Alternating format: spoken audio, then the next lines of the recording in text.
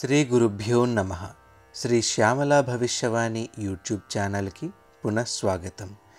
మన నిత్య జీవితంలో కష్టాలు, నష్టాలు, ఆపదలు, అనారోగ్యాలు వంటివి ఎంతో సర్వసామాన్యం. కాకపోతే కొన్ని సందర్భాలలో ఇవి భరించలేనంతగా ఉంటాయి. తీవ్రమైన సమస్యలకు తీవ్రదేవతా ఉపాసనలు ఎంతో ప్రాశస్త్యం చెందింది. ఎటువంటి శత్రుభయాలనైనా, ఆరోగ్య సమస్యలనైనా, ఆర్థిక సమస్యలనైనా ఎదిరించగల శక్తి శ్రీ మహాకాల భైరవునికి ఉంది. కాలభైరవ ఉపాసన వల్ల మనకు వచ్చేటువంటి సమస్యలను ఎదిరించి పోరాడి మనకు అండగా నిలబడతాడు. అటువంటి మహాకాల భైరవుని యొక్క అనుగ్రహాన్ని శీఘ్రంగా పొందేందుకు గాను ఈ ఎపిసోడ్లో తీక్ష్ణ దంష్ట్ర మహాకాల భైరవ మాలా మంత్రాన్ని వివరించనున్నాను.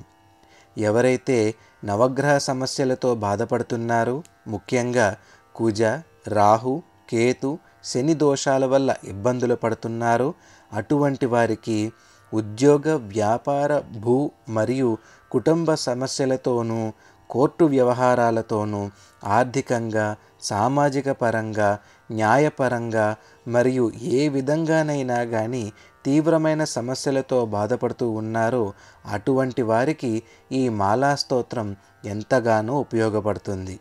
ఈ మాలా స్తోత్రాన్ని చెప్పుకుంటూ దీనిని ఏ విధంగా ఉపాసించాలి అనేది ఎపిసోడ్ చివర్లో తెలియజేస్తాను. ఓం హ్రాం హ్రీం హ్రూం శ్రీం క్లీం బ్లూం ప్రోం ఆం హ్రీం క్రోం శ్రీం. ఓం నమో భగవతే తీక్ష్ణదంష్ట్ర మహాకాల భైరవాయ సకల దిగ్మండలాయ నిజకీర్తిస్ఫూర్తిధావల్యవితానాయ జగత్పితాయాయ అతులబలైశ్వర్య రుద్రావతారాయ వజ్రశరీరాయ తత్వజ్ఞానదాయినే సర్వపాప వినాశాయ రుద్రతేజస్వినే సకలభయోచ్చాటనాయ అష్టభైరవరూపాయ నవబ్రహ్మరాక్షసభిదాయ మహాకాలభైరవాయ అసితాంగభైరవాయ రురుభైరవాయ చండభైరవాయ క్రోధభైరవాయ ఉన్మత్తభైరవాయ కపాలభైరవాయ భీషణభైరవాయ సంహారభైరవాయ సమ్మోహనభైరవాయ తాండవభైరవాయ వటుకభైరవాయ భూతభైరవాయ లుప్తభైరవాయ హుం ఫట్ స్వాహా. ఓం హ్రాం శ్రీం దుం హుం ఫట్ స్వాహా. ఓం నమో భగవతే తీక్ష్ణదంష్ట్ర మహాకాల భైరవాయ సకలభయోచ్చాటనాయ పరమంత్ర పరయంత్ర పరతంత్ర పరకట్టు పరవాటు పరవేటు పరజప పరతప పరహోమ ఔషధాస్త్ర శస్త్రాణి సంహార సంహార మృత్యోర్మోచయ మోచయ నవనాథ సిద్ధిభైరవాయ హుం ఫట్ స్వాహా. ఓం నమో భగవతే రుద్రాయ నమః అసితాంగభైరవాయ చతుర్లక్షకోటియోగినీ సహిత అసితాంగభైరవమండలం ప్రత్యక్షం బంధ సపరివారకం సర్వతో మాం రక్ష రక్ష మమ సకుటుంబాన్ రక్ష రక్ష హుం ఫట్ స్వాహా. ఓం నమో భగవతే రురుభైరవాయ మమ సర్వారిష్టనివారిణే మమ సర్వాభీష్టప్రదాయినే సర్వ ఉపద్రవాన్నాశయ నాశయ. ఓం హ్రాం హ్రీం హ్రూం శ్రీం క్లీం బ్లూం ప్రోం ఆం హ్రీం క్రోం శ్రీం హుం ఫట్ స్వాహా. ఓం दिगम्बराय विद्महे महादिगम्बराय धीमहि तन्नोरुर्भैरवः प्रचोदयात् स्वाहा। ॐ नमो भगवते चण्डभैरवाय मम सर्वाभीष्टप्रदायिने ममाभीष्टं कुरु कुरु। देवभयम् असुरभयं गन्धर्वभयं यक्षभयं ब्रह्मराक्षसभयं भूतप्रेतपिशाचशाकिनी ढाकिनी कामिनी मोहिनी अष्टनागकुलभयं विद्रावय विद्रावय हुं फट् स्वाहा। ॐ नमो भगवते रुद्राय नमः। प्रीतवर्णः त्रिशूलहस्तः उन्मत्तभैरवो बध्नातु। भैरवमण्डलं बन्ध बन्ध सपरिवारकं सर्वतो मां रक्ष रक्ष। राजचोरसर्पसिंहव्याघ्रादि सर्वोपद्रवान् नाशय नाशय।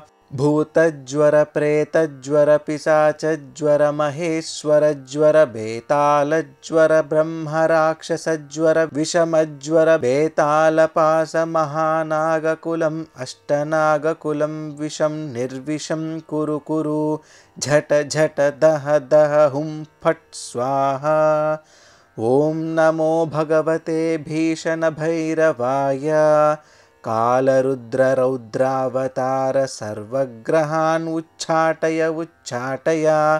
आह आह येहि येहि। दश दिशो बन्ध बन्ध सर्वतो रक्ष रक्ष। सर्वशत्रून् कम्पय कम्पय मारय मारय। दाहय दाहय कबलय कबलय। सर्वजनावेशय आवेशय मोहय मोहय। आकर्षय आकर्षय हुं फट् स्वाहा। ॐ नमो भगवते संहार भैरवाय मम सर्वाभीष्टप्रदायिने ममाभीष्टं कुरु कुरु स्वाहा।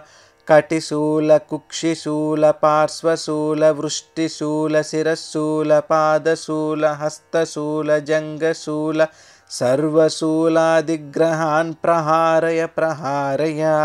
कम्पय कम्पय खेदय खेदय। आत्ममन्त्र आत्मयन्त्र आत्मतन्त्रान् स्थापय स्थापय। मां रक्ष रक्ष मम परिवारान् रक्ष रक्ष। सम्पूर्ण आरोग्यं कुरु कुरु। सर्वरोगान् नाशय नाशय। सर्वशान्तिं सर्वसौख्यं देहि मे कुरु कुरु। दुष्टं दारय दारय दुरितं हस हस। पापं मध मध रोगं दह दह। सर्वदुष्टग्रहान् छिन्दि छिन्दि।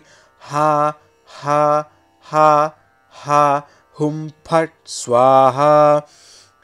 ॐ नमो भगवते महाकालभैरवाय मम सर्वाभीष्टदायिने ममाभीष्टं कुरु कुरु स्वाहा। ॐ नमो भगवते असिताङ्गभैरवाय मम सर्वाभीष्टदायिने ममाभीष्टं कुरु कुरु स्वाहा। ॐ नमो भगवते चण्डभैरवाय क्रोधभैरवाय कपालभैरवाय भीषणभैरवाय सम्मोहनभैरवाय ताण्डवभैरवाय वटुकभैरवाय भूतभैरवाय लुप्तभैरवाय नमो नमः स्वाहा। ॐ नमो भगवते तीक्ष्णदंष्ट्रकालभैरवाय मानसिकसिद्धिं देहि मे कुरु कुरु। देहि मे अमृतं कुरु कुरु। अत्यन्तलक्ष्मी सारस्वतनिधानं कुरु कुरु। सकलविधदारिद्र्यविद्रावणं कुरु कुरु। अपरमित ऐश्वर्यं कुरु कुरु।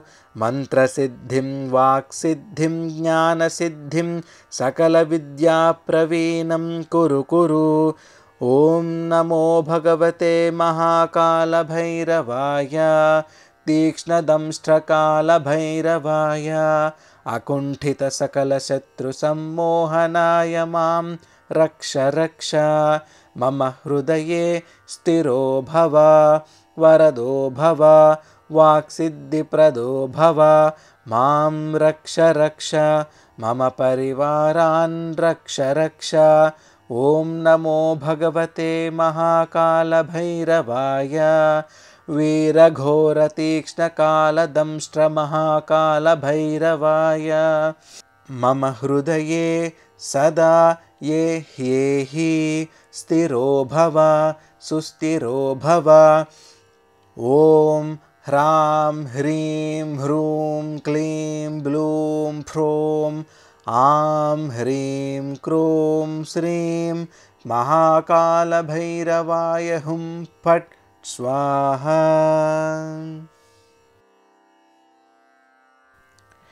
ఈ తీక్ష్ణదంష్ట్ర మహాకాళభైరవ మాలా స్తోత్రము అత్యంత శక్తివంతమైనటువంటిది.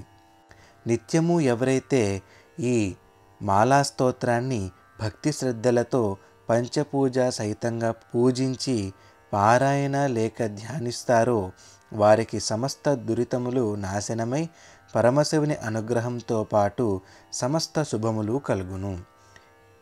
సర్వ రోగాలు అనగా సర్వ జ్వరాలు, సర్వ క్షయలు, సర్వ శిరోబాధలు, సర్వ హృదయ బాధలు, సర్వ చర్మ రోగాలు, సర్వ కీళ్ల రోగాలు, సర్వ సుఖరోగాలు, సర్వ స్థూల వ్యాధులు, క్యాన్సర్ రోగాలు, మానసిక వ్యాధులు, వాత పిత్త కఫ శ్లేష్మ వ్రణ శ్వాస కాస మొదలగు రోగాలు నాశనమవుతాయి. పరమంత్ర పరయంత్ర పరతంత్ర పరకట్టు పరవాటు పరువేటు పరజప పరతప పరహోమ దుష్టగ్రహాలు దుష్టక్రియలు ప్రయోగాలు చేతబడులు సర్వనాశనమవుతాయి. భూత ప్రేత పిశాచ సాకిని డాకిని కామిని మోహిని నాగిని యోగిని బ్రహ్మరాక్షస గంధర్వ యక్ష రాక్షస గ్రహ బాధలన్నీ నాశనమైపోతాయి. నవగ్రహ దోషాలు, కుజదోషం, కాలసర్పదోషం, ఏలినాటి శని దోషం, అష్టమ అర్ధాష్టమ శని దోషాలు, అష్టదరిద్రాలు, అష్ట కష్టాలు నిర్వీర్యమై సుఖిస్తారు. ఆయురారోగ్య విద్య ఉద్యోగ ఐశ్వర్యాభివృద్ధి పొంది సుఖశాంతులతో సుఖిస్తారు. అంతర్శత్రువులు బహిర్శత్రువులు నాశనమగుదురు. జీవిత చరమాంకమున పరమశివుని అనుగ్రహంతో కైలాస ప్రాప్తి పొందెదరు. ఈ పరమ పవిత్రమైన ఈ మాలా స్తోత్రాన్ని నిత్యము 3 సార్లకు తక్కువ కాకుండా వీలున్న 11 సార్లు వంతున జపిస్తున్నా లేక పారాయణ చేస్తున్నా సర్వశుభాలు కలుగుతాయి. ఒకవేళ క్షుద్ర తాంత్రిక ప్రయోగాలు వ్యక్తిపై చేయబడితే లేదా ఘోరాతి ఘోరమైన వ్యాధులతో బాధపడుచున్నవారు రోజుకు 27 నుంచి 54 సార్లు ఉదయము రాత్రి 11 సార్లు వంతున 48 రోజులు లేదా 96 రోజులు పారాయణ చేసి లేదా జపించి 49వ లేక 97వ రోజున సదాచార ఋత్విక్కులచే తాను జపము చేసిన సంఖ్యలో 10వ వంతు గోక్షీర తర్పణము, ఇందు 10వ వంతు హోమద్రవ్యాలైన గోఘృతము, దేవతా సమిధులైన ద్రవ్యాలను ఉపయోగించి హోమమును చేయడం ద్వారా సర్వ బాధలు తొలగగలవు. ఈ మాలా స్తోత్రమును ఎవరైనా చదువుతాము అనంటే లేదా ఈ మాలా స్తోత్రాలను ఉపాసించి కష్టాల నుంచి బయటపడాలి అని అనుకున్నవారు కింద డిస్క్రిప్షన్లో పీఠం నెంబరు ఉంది. ఆ నెంబర్కి ఫోన్ చేయండి. మీకు PDF డాక్యుమెంట్ ఇవ్వడం జరుగుతుంది. సర్వే జన సుఖినో భవంతు. శ్రీ గురుభ్యో నమః.